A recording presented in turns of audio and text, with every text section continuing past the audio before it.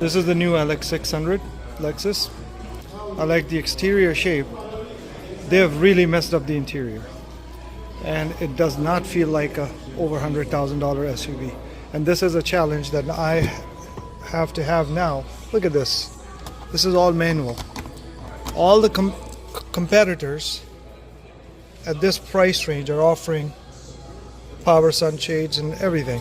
Not just that, the biggest disappointment is this hard plastic over here. In the X7, even the third row sides are leather wrapped or at least soft touch. And even in the front, this is all hard plastic.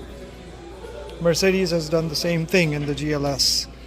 And this is very disappointing that the prices are so high. It's a nice interior and all.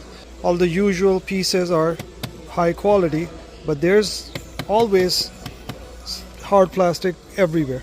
Like this whole bottom portion is hard plastic. This is the Lexus LX.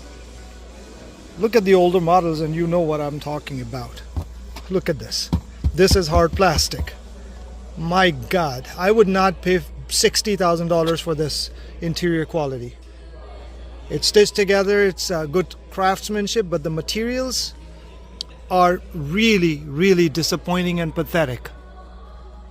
I don't know what the hell is going on with this car industry, especially these luxury brands. And so at least BMW is keeping up the interior quality and the materials, but they're really messed up as far as the overall reliability is concerned. So overall a nice vehicle and all, but compared to something like a Navigator, that's not even compared with X7 or any of the Cadillac or GM products, high-end like Denali's and even the pickup trucks, some of them.